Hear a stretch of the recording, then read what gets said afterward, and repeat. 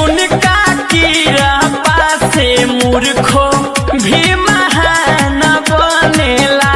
तमाई फेर देली नजर विद्वान बनेला। माथवा पर मुकुट शोभे कन्हवा में बाली, पेढ़ी के पियरी साड़ी हो माई घरे आवतारी।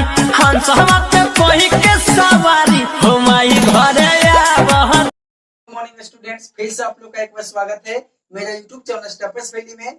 जैसे कि हम लोग इसके पिछले वाले वीडियो में आप लोग का 10th का त्रिकोणमिति के बारे में बताए थे। उसमें हम देख रहे थे कमेंट्स में बहुत सारे विद्यार्थी कर रहे थे कि 9th का भी मैथ हम लोग का बताइए, है ना। तो आप लोग का हम आज से 9th का पहला चैप्टर स्टार्ट करने जा रहे हैं, जिसका नाम है संख्या पत्ति। इसी के बारे में आप लोग का हम बताएंगे। चलिए, तो इसमें आप लोग का पहला चैप्टर है संख्या पत्ति, जिसमें आप लोग को हम संख्या के बारे में बेहतरीन से आपको बताएंगे, है ना। तो जिसमें ध्यान दीजिएगा, संख्या जो होता है मेरा निम्न प्रकार को होता है, जिसमें सबसे पहला संख्या हम लोग का आता है प्राकृतिक संख्या। यानी हम लोग बोलते हैं कि प्राकृतिक संख्या कहते हैं किसे, है ना। तो आप लोग बोल सकते हैं कि गिनती के संख्या को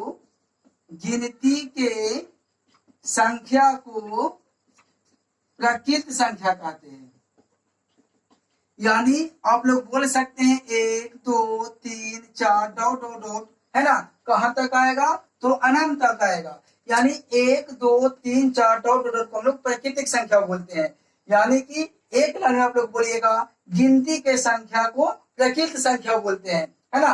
और आप लोग का यहाँ पे अगर क्वेश्चन पूछ दे कि सबसे छोटी प्राकृतिक संख्या कौन सी होती है, तो आप लोग बोल सकते हैं सबसे छोटी प्राकृतिक संख्या 1 होती है, क्योंकि प्राकृतिक संख्या हमको 1 से शुरू होती है। और आप लोग का अगर बोल देगा कि सबसे बड़ी प्राकृतिक संख्या का नाम बताइए, तो बोलिएगा सबसे बड़ी प्राकृतिक संख्या का हम लोग अनुमान नहीं लगा सकते हैं, क्योंकि ये मेरा अनंत तक जाती है। तो हम लोग बता ही नहीं सकते हैं कि सबसे बड़ी प्राकृतिक संख्या कौन सी होती है ना। तो उसको हम लोग बोलते हैं प्राकृतिक संख्या। अब ध्यान दीजिए, प्राकृतिक संख्या को हम लोग n से सूचित करते हैं, ठीक है। n से यानी दर्शाते हैं। इसके बाद आप लोग का दूसरा संख्या आता है पूर्ण संख्या, जिसको हम लोग बोलते हैं होल नंबर, ठीक है। तो पूर्ण संख्या क्या है? तो इसमें बोलता है कि यदि प्राकृतिक संख्या के समूह में 0 को शामिल कर दिया जाता है, तो उसको हम लोग बोलते हैं प्राकृतिक संख्या, पूर्ण संख्या, है ना। यानी ध्यान रहे, पूर्ण संख्या हम लोग बोले कि यदि प्राकृतिक संख्या के समूह में, तो प्राकृतिक संख्या तो 1 2 3 4 डॉट डॉट होती है ना। और बोले प्राकृतिक संख्या के समूह में अगर 0 को शामिल कर दिया जाए, यानी इसमें अगर आप 0 को शामिल कर दिया जाएगा, है ना, उसको हम लोग बोलते हैं पूर्ण संख्या। यानी आप लोग बोल सकते हैं 0 1 2 3 4 5 डॉट डॉट, ये भी अनंत तक जाएगा, है ना। इसको हम लोग बोलेंगे पूर्ण संख्या। यानी 0 1 2 3 4 को हम लोग बोलते हैं पूर्ण संख्या। इसके बाद आप लोग का आता है तीसरा वास्तविक संख्या। वास्तविक संख्या जिसको हम लोग बोलते हैं रियल नंबर, ठीक है। तो ध्यान रहे कि वास्तविक संख्या हम लोग किसे कहते हैं, रियल नंबर हम लोग किसे कहते हैं, ठीक है। यहाँ पे ध्यान दीजिए, पूर्ण संख्या में आप लोग बोल सकते थे कि सबसे छोटी पूर्ण संख्या 0 होती है, और सबसे बड़ी पूर्ण संख्या का हम लोग अनुमान नहीं लगा सकते हैं। चलिए, तो वास्तविक संख्या में आइए। तो ध्यान रहे आप लोग का वास्तविक संख्या जो होता है आप लोग का 2 प्रकार का होता है। पहला को हम लोग बोलते हैं परिमेय संख्या, दूसरा होता है अपरिमेय संख्या, क्या है ना। तो ध्यान दीजिएगा, हम आप लोग को बताएं कि वास्तविक संख्या 2 प्रकार के होते हैं। पहला परिमेय संख्या और दूसरा अपरिमेय संख्या, है ना। तो सबसे पहले वास्तविक संख्या का बारे में आप लोग समझिए। वैसी संख्या जिसमें प्रमेय संख्या और अपरिमेय संख्या सम्मिलित होते हैं, है ना, उसको हम लोग वास्तविक संख्या कहते हैं। यानी जिसमें हम लोग का परिमेय संख्या और अपरिमेय संख्या सम्मिलित हो जाएगा, उसी को हम लोग बोलते हैं वास्तविक संख्या, है ना। इसके बाद वास्तविक संख्या 2 प्रकार के होते हैं। पहला को बोलते हैं परिमेय संख्या और दूसरा को बोलते हैं अपरिमेय संख्या, है ना। अब ध्यान रहे यहाँ पे कि सबसे पहले परिमेय संख्या हम लोग कहते हैं किसे, है ना। तो बोलता है वैसी संख्या जिसे हम P/Q के रूप में लिख सकते हैं, उसको हम लोग बोलते हैं परिमेय संख्या। और यहाँ पे हम लोग का Q does not equal to होता है, यानी Q बराबर हमको 0 होना नहीं चाहिए, है ना। तो वैसी संख्या जिसे हम p बटा q के रूप में लिख सकते हैं उसको हम लोग बोलते हैं परिमेय संख्या। यानी ध्यान रहे, जैसे आप लोग को एग्जाम्पल फॉर्म देते हैं कि बोलेंगे 3/4, तो ये भी आप लोग का परिमेय संख्या है, क्योंकि हम लोग बोल सकते हैं p बटा q, यानी p के जगह पर 3 है और q के जगह पर 4 है ना। यानी p बटा q के रूप में लिखेंगे उसको बोलते हैं परिमेय संख्या। और इसको हम लोग अंश भी बोल सकते हैं और नीचे वाले को हर भी बोल सकते हैं। यानी जिसे अंश बटा हर के रूप में भी आप लिख सकते हैं उसको भी बोलते हैं परिमेय संख्या, है ना। अब दूसरा एग्जाम्पल अगर हम लेंगे कि बताइए कि क्या 3 मेरा परिमेय संख्या है ना, तो अभी इसको आप लोग बोल सकते हैं पूर्णांक संख्या है, पूर्णांक संख्या, है ना। लेकिन बटा में कुछ ना तो 1 छिपा हुआ रहता है, यानी अब आप लोग इसको परिमेय संख्या के रूप में लिख सकते हैं। यानी कोई भी मेरा संख्या पूर्णांक में दिया हुआ रहे, जैसे बोलेगा 5, बोलेगा इसको परिमेय संख्या के रूप में लिखे, तो बटा में 1 करके आप लोग परिमेय संख्या के रूप में लिख सकते हैं, क्योंकि p का मान 5 है, q का मान 1 है। यानी इसको हम लोग बोलेंगे अंश और इसको हम लोग बोलेंगे हर, है ना। इसी को हम लोग बोलते हैं परिमेय संख्या। अब ध्यान दीजिए, उसके बाद आता है अपरिमेय संख्या, है ना। क्या अपरिमेय संख्या किसे कहते हैं?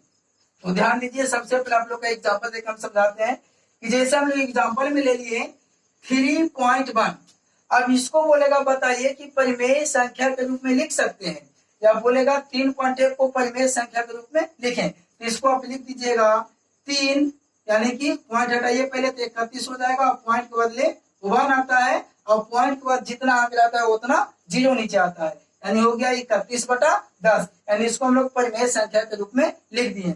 जैसे दूसरा एग्जाम्पल बोलेंगे कि आप बताइए कि क्या 4.5 को हम लोग परिमेय संख्या के रूप में लिख सकते हैं? तो हाँ लिख सकते हैं, क्योंकि 4 अब 5 लिख दीजिए, अब पॉइंट के बदले 1 आता है, अब पॉइंट के बाद 1 अंक यानी 1 0 देंगे 45/10, ये तो परिमेय संख्या के रूप में लिखा गया। लेकिन अब आप लोग कहाँ बोलेंगे कि बताइए यहाँ पे कि क्या 9.33 डॉट डॉट डॉट, है ना, इसको आप परिमेय संख्या के रूप में लिख सकते हैं, है ना। तो आप बताइए इसको हम परिमेय संख्या के रूप में नहीं लिख सकते हैं, काहे के ध्यान दीजिए, इसको आप लोग अगर 933 लिखिएगा, है ना, तो ध्यान दीजिए पॉइंट के बदले 1, अब पॉइंट के बाद कितना अंक है आप लोग को मालूम है? अगर यहाँ पे 1 2 3 तक 3 0 दीजिएगा तो यहाँ पे हम और 3 तो लिख सकते हैं, क्योंकि डॉट डॉट का मतलब होता है 3 3 3 ऐसे जाना। अगर ठीक है 933 लिखिए। अगर हम बोलेंगे कि 9333 लिखिए, तो बटा में अगर देंगे 4 0, है ना, क्योंकि पॉइंट के बाद 4 अंक है, तो क्या ये परिमेय संख्या में लिख सकते हैं? यानी नहीं, कारण कि ध्यान दीजिए और 3 भी तो हम दे सकते हैं अपना इच्छा अनुसार, क्योंकि डॉट डॉट है यानी बार बार आ रही है ना। इन्हें आप क्या समझे कि इसको हम लोग कभी परिमेय संख्या के रूप में नहीं लिख सकते हैं 9.333 को, है ना। तो इसको आप एक तरह से लिख सकते हैं, चूंकि यहाँ पे दिया हुआ है ना, कि 9.333 डॉट डॉट डॉट, तो इसको आप लिख सकते हैं 9.3 पर रेफरिंग, है ना। क्योंकि ध्यान दीजिएगा रेफरिंग का मतलब होता है 3 3 3 बार बार ऐसे हुए जाना, तो इसको आप लोग परिमेय संख्या के रूप में नहीं लिख सकते हैं। तो जिसको हम परिमेय संख्या के रूप में नहीं लिखते हैं उसी को बोलते हैं अपरिमेय संख्या। यानी अपरिमेय संख्या क्या समझे कि वैसी संख्या जिसे हम p बटे q के रूप में नहीं लिख सकते हैं उसी को बोलते हैं अपरिमेय संख्या, है ना। जैसे ध्यान दीजिए, आप लोग का एग्जाम्पल देते हैं, यहाँ पे एग्जाम्पल हो जाएगा परिमेय संख्या का √2 √3, है ना, क्योंकि आप लोग जानते हैं कि √2 का मान होता है 1.414 डॉट डॉट डॉट, यानी कि आप लोग का 414 आ रहा है, तो क्या इसको परिमेय संख्या के रूप में लिख सकते हैं? एकदम नहीं, है ना। उसी प्रकार √3, तो √3 का मान होता है 1.732 डॉट डॉट डॉट, यानी मेरा 732 जो है बार बार यहाँ पे दोहरा रहा है ना। यानी कि इसको हम लोग परिमेय संख्या के रूप में नहीं लिख सकते हैं। तो ये हो गया परिमेय संख्या का उदाहरण, यानी वैसे संख्या जिसे हम लोग p बटा q के रूप में लिख नहीं सकते हैं, है ना। यानी √2 √3 √5 ये सब आप लोग का अपरिमेय संख्या है। और आप लोग का 10th के एग्जाम में √2 √3 कौन संख्या है बताइए, बहुत सारा पूछा हुआ है, तो आप लोग बोल सकते हैं कि √2 √3 √5 ये सब आप लोग का अपरिमेय संख्या है ना। चलिए, तो आप लोग का परिमेय संख्या और परिमेय संख्या बता दिए, है ना। क्योंकि वास्तविक संख्या आप लोग का दो प्रकार के होते हैं, परिमेय संख्या और अपरिमेय संख्या, जो आप लोग का एग्जाम्पल देके आप बता दिए। अब ध्यान दीजिए, अब आप लोग का परिमेय संख्या भी जो होते हैं दो प्रकार के होते हैं, है ना। यानी एक को हम लोग बोलते हैं भिन्न संख्या और दूसरा को बोलते हैं पूर्णांक संख्या। यानी पहला हो गया भिन्न और दूसरा हो गया पूर्णांक, है ना। अब आप लोग समझिएगा कि भिन्न हम लोग किसे कहते हैं। तो आप लोग का भी हम बताए, है ना, कि भिन्न बराबर होता है अंश बटे हर, यानी जिसको हम अंश बटे हर के रूप में लिख सकते हैं उसी को हम लोग बोलते हैं भिन्न। यानी अगर एग्जांपल देते हैं आप लोग को कि बोलेंगे बताइए 3/4, है ना, आप लोग का भिन्न संख्या है या नहीं, तो एकदम भिन्न संख्या है, क्योंकि ऊपर वाले को हम लोग बोलते हैं अंश और नीचे वाले को बोलते हैं हर, है ना। यानी जिसको हम अंश बटे हर के रूप में लिखेंगे उसको बोलेंगे भिन्न संख्या। और 3/4 भी आप लोग का परिमेय संख्या है, क्योंकि परिमेय संख्या भी बताया कि जिसको हम लोग p/q के रूप में लिख सकते हैं, है ना। चलिए तो भिन्न भी हो गया और परिमेय भी हो गया। उसके बाद ध्यान दीजिए पूर्णांक किसे कहते हैं, तो जैसे आप लोग को हम बताए थे 3, 4, है ना, ये सब आप लोग का पूर्णांक संख्या है। या बोलेंगे 5, ये भी आप लोग का पूर्णांक संख्या है ना। चलिए तो भिन्न और पूर्णांक हो गया। उसके बाद ध्यान दीजिएगा पूर्णांक जो होते हैं आप लोग को 3 प्रकार के होते हैं। पहला को बोलते हैं धन पूर्णांक, दूसरा को बोलते हैं शून्य, तीसरा को बोलते हैं ऋण पूर्णांक, है ना। यानी पूर्णांक आप लोग का 3 प्रकार का हो गया, धन पूर्णांक, शून्य और ऋण पूर्णांक, है ना। अब आप लोग का धन पूर्णांक, शून्य और ऋण पूर्णांक आप लोग का संख्या रेखा पर समझाते हैं, सबसे बेस्ट है ना। ध्यान दीजिए, सबसे पहले आप लोग का हम बता रहे हैं कि सबसे बीच में क्या रहता है, जीरो रहता है, और जीरो के दाहिना साइड आप लोग का प्लस में होता है। इसको बोलते हैं 1, 2, 3, 4 और 5, है ना। बाएं पट्टी आप लोग का -1, -2, -3, -4, है ना। तो आप लोग को हम बताएं कि पूर्णांक, तो ध्यान दीजिए 1, 2, 3, 4, 5 ये सब तो पूर्णांक ही है ना। -1, -2, -3, -4 ये सब आप लोग का पूर्णांक ही है ना। तो आप लोग को बताएं कि पूर्णांक जो होते हैं 3 प्रकार के होते हैं, धन पूर्णांक, शून्य पूर्णांक, है ना, और ऋण पूर्णांक। तो ध्यान दीजिए धन पूर्णांक यानी धन का मतलब होता है प्लस। तो ध्यान दीजिए इधर जो हम देख रहे हैं 1, 2, 3, 4, 5 ये सब मेरा प्लस में है, इस सब को हम लोग बोल सकते हैं धन पूर्णांक, है ना। उसके बाद शून्य, तो आप लोग का बीच वाला तो शून्य दर्शा ही रहा है ना। उसके बाद ध्यान दीजिए ऋण पूर्णांक, ऋण का मतलब होता है माइनस, यानी ध्यान दीजिए इधर -1, -2, -3, -4 ये सब आप लोग का ऋण पूर्णांक होता है ना। चलिए तो आप लोग का ये धन पूर्णांक हो गया, ऋण पूर्णांक हो गया और ये शून्य पूर्णांक हो गया, है ना। यानी आप लोग खाली शून्य भी बोल सकते हैं। आप लोग का धन पूर्णांक, ऋण पूर्णांक और शून्य के बारे में बता दिए, है ना। अब आप लोग को हम चौथा बताने के लिए जा रहे हैं सम संख्या, जिसको बोलते हैं इवन नंबर, यानी सम संख्या किसे कहते हैं, है ना। तो बोलता है वैसी संख्या जो 2 से पूर्णतः विभाजित हो जाए उसे हम लोग बोलते हैं सम संख्या। यानी अगर कोई भी संख्या आप लोग का दिया हुआ है, अगर वो 2 से पूरा पूरी कट जाए उसी को बोलते हैं सम संख्या। जैसे एग्जाम्पल में आप बोल सकते हैं 4, 6, 8, है ना। क्योंकि ध्यान दीजिए 4 जो है 4 को अगर 2 से हम भागा देंगे तो 2 आता है, यानी कट गया। उसी प्रकार 6 को अगर हम 2 से भागा देंगे तो आ गया 3, यानी 2 से पूर्णतः विभाजित हो रहा है ना। इसी को हम लोग बोलते हैं सम संख्या, यानी 2 से पूर्णतः विभाजित हो जाए। अब ध्यान दीजिए पांचवा बोलता है विषम संख्या किसे कहते हैं, जिसको बोलते हैं ऑड नंबर, है ना। तो बोलता है वैसी संख्या जो 2 से पूर्णतः विभाजित नहीं हो, यानी कहने का मतलब है कि कोई भी संख्या अगर आप लोग का दिया हुआ रहे तो वो 2 से पूर्णतः विभाजित नहीं हो, यानी कटना नहीं चाहिए। जैसे एग्जाम्पल में बोलेंगे 3, 5, है ना, 9, तो अगर 3 को हम लोग 2 से भागा देंगे तो नहीं कटता है, पॉइंट में कुछ आएगा, है ना। उसी प्रकार 5 में 2 से भागा देंगे तो पूरा पूरी नहीं करता है, पॉइंट में आ जाएगा। उसी प्रकार 9 में अगर हम 2 से भागा देते हैं तो ये भी पूरा पूरी नहीं करता है, यानी 3, 5, 9 इसी प्रकार बहुत सारा संख्या आएगा, है ना।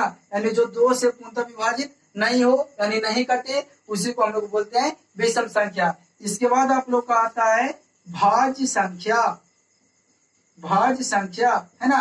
तो ध्यान दीजिएगा इसमें भाज्य संख्या में क्या होता है कि वो वैसी संख्या, है ना, जो 1 से भी कटे और स्वयं से भी कटे, स्वयं का मतलब होता है अपने आप, है ना। तो जो एक से भी कटे, है ना, और स्वयं से भी कटे, और इसके अलावा यानी इसके अतिरिक्त कोई अन्य संख्या से भी कटे, तो उसी को हम लोग बोलते हैं भाज्य संख्या।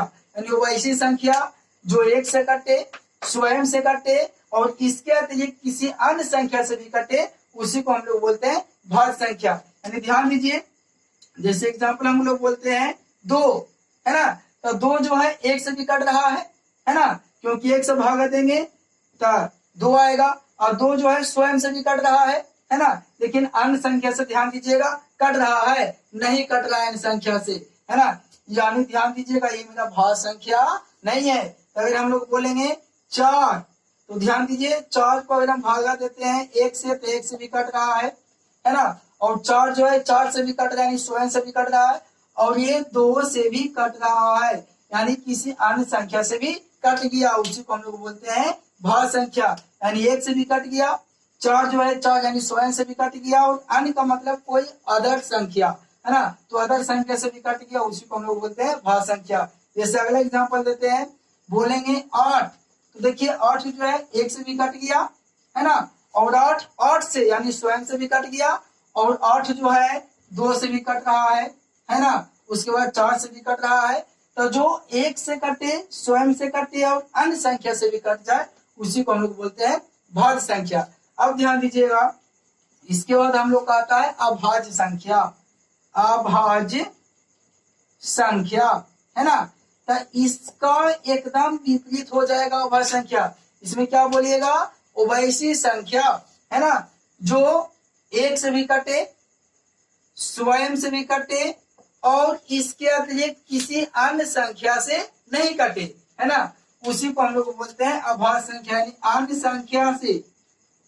संख्या से नहीं कटेगा, अन्य संख्या से नहीं कटेगा, उसी को बोलते हैं अभाज्य संख्या।